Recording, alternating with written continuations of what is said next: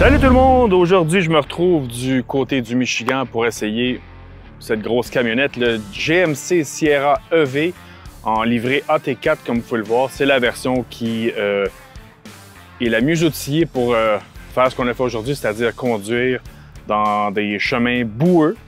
Et il s'agit d'une nouvelle version pour 2026. L'AT4 qui s'amène également aux côtés du GMC Sierra EV Élévation, qui sera le modèle de base. Donc, on a maintenant 3 livrées au sein de la gamme. Si on ajoute la Denali, qui s'adresse plus à un public qui apprécie le luxe princier des produits Denali. Mais aujourd'hui, on se concentre sur la version hors route, donc le GMC Sierra T4, qui a droit à quelques petites modifications pour le rendre un peu plus agile lorsqu'on sort des chemins battus. Qui dit véhicule tout-terrain ou disons orienté vers une conduite en route se doit d'avoir des pneus pour ce genre de conduite.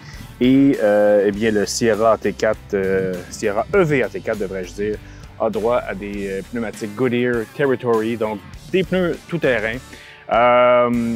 C'est dur à montrer ici, mais le véhicule bénéficie aussi d'une garde au sol 2 pouces plus haut que les autres variantes. Donc ça peut pas nuire. Évidemment, il faut protéger la batterie qui se trouve sous le véhicule.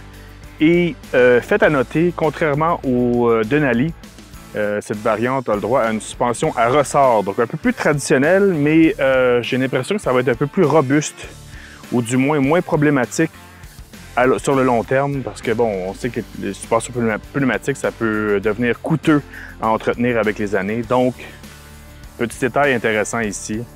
Autre particularité propre à tous les produits tatoués d'élécution AT4, eh bien, il y a des crochets de recouvrement à l'avant et ils sont peints en rouge.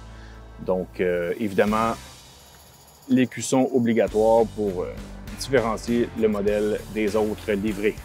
Comme on a déjà pu l'observer sur le cousin plus huppé du GMC Sierra EV, le GMC Hummer EV, eh bien, il est tout à fait possible d'améliorer les rayons de braquage avec une direction aux roues arrière. Et comme vous pouvez le voir ici, là, on voit que la roue arrière est inclinée dans l'autre sens, dans le sens opposé à celle d'en avant. Donc, pour les virages un peu plus serrés, eh bien ça aide énormément, que ce soit en ville ou même sur un parcours hors route.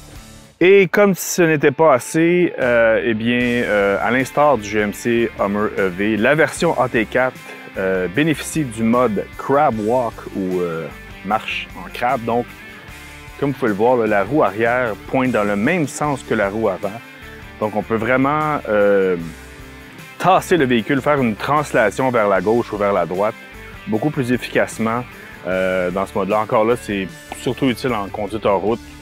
Je ne vois pas l'utilité de faire ça en ville, à part peut-être pour s'extirper d'un stationnement très serré.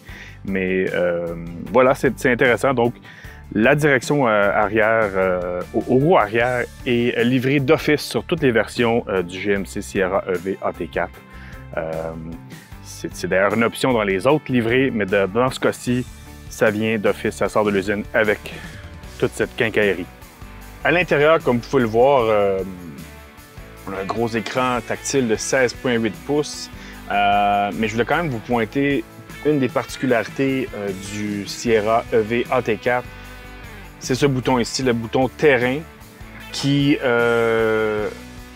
améliore, disons, les angles de direction des roues arrière. Donc, c'est plus agressif à l'arrière et on a vraiment retravaillé les calibrages des motorisations parce qu'évidemment, il y a 2 moteurs, un à l'avant, un à l'arrière. Et ça a vraiment été, c'est une question de freinage des roues pour optimiser la motricité des roues en conduite hors route. Donc, le mode terrain est une exclusivité au AT4. Il n'est pas disponible sur les autres versions. Donc, c'est une des grandes différences du Sierra EV AT4, c'est bel et bien ce bouton. Sinon, je peux aussi vous montrer les multiples options. Qu'est-ce que je voulais faire déjà? Comme vous pouvez voir, ça prend quelques temps à Donc ici, la marche en crabe, on peut remettre la... j'aime bien l'animation de la marche en crabe, je vais la remettre pour vous.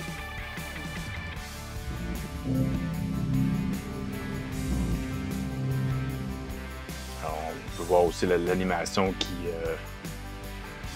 illustre ce qu'est une conduite en crabe. Et puis sinon, il y a tout plein d'options. Mais comme c'est souvent le cas chez GM, l'écran fonctionne bien, les icônes sont grosses. C'est vraiment, on aime bien les touches piano. Ici, c'est vraiment une question de goût. Si vous préférez un écran vertical chez GMC ou un écran plus à l'horizontale chez Chevrolet. Mais essentiellement, ce sont les mêmes véhicules. Donc, c'est au consommateur de choisir celui qu'il préfère.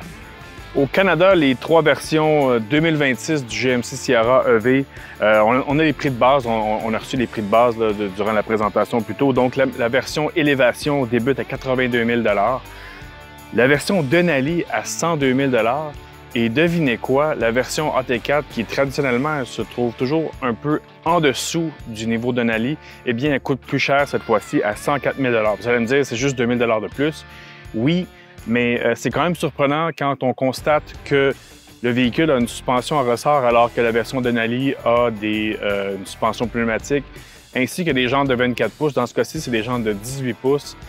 Mais j'ai posé la question à une personne responsable du marketing et ce qu'on me dit, c'est que le niveau d'équipement est beaucoup plus élevé à bord de la version AT4, notamment parce qu'elle est déjà livrée avec la batterie à autonomie prolongée.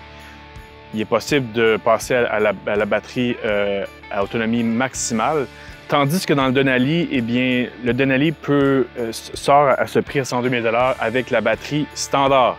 Donc, c'est pas la même autonomie.